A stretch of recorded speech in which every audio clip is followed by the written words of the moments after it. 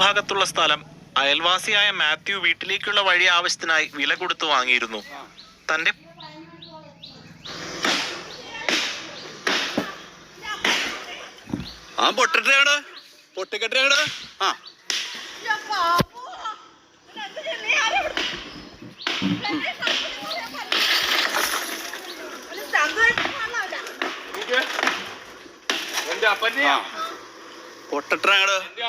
എറണാകുളം മഴുവന്നൂർ തട്ടാമുകളിൽ പട്ടാപ്പകൽ അയൽവാസിയായ ഗൃഹനാഥനെ കോടാലിക്കൈ കൊണ്ട് ആക്രമിച്ച് കാർ അടിച്ചു തകർത്തു. സംഭവത്തിൽ തട്ടാമുകൾ മാമ്പക്കാട്ട് ജോർജിന്റെ പേരിൽ കുന്നത്തുനാട് പോലീസ് കേസെടുത്തു.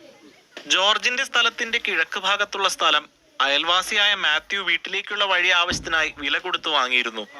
തന്റെ പുരയിടത്തിന്റെ സൈഡിലൂടെ പോകുന്ന വഴി ആയതുകൊണ്ട് തനിക്കും അതിന് അവകാശം വേണമെന്ന് പറഞ്ഞുകൊണ്ട് പ്രതിയായ ജോർജ് നിരന്തരം മാത്യുവിനെ ഭീഷണി മുഴക്കാറുണ്ടായിരുന്നു. ഇതുമായി ബന്ധപ്പെട്ട് മാത്യു കുന്നത്തുനാട് പോലീസിൽ പരാതിയും നൽകിയിരുന്നു.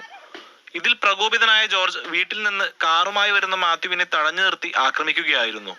കോടാലി കൈകൊണ്ട് കാർ പൂർണ്ണമായും അടിച്ചു തകർത്തു. അടിയേറ്റ മാത്യുവിനെ ചികിത്സയ്ക്കായി ആശുപത്രിയിൽ പ്രവേശിപ്പിച്ചിരിക്കുകയാണ്. കുന്നത്തുനാട് പോലീസ് സ്ഥലത്തെത്തി പ്രതിയെ കസ്റ്റഡിയിലെടുത്തെങ്കിലും സ്റ്റേഷൻ ജാമ്യത്തിൽ വിട്ടയച്ചു. വധശ്രമം ഉൾപ്പെടെ കുന്നത്തുനാട് പോലീസ് സ്റ്റേഷനിലെ 7ഓളം ക്രിമിനൽ കേസുകളിൽ പ്രതിയാണ് ജോർജ്.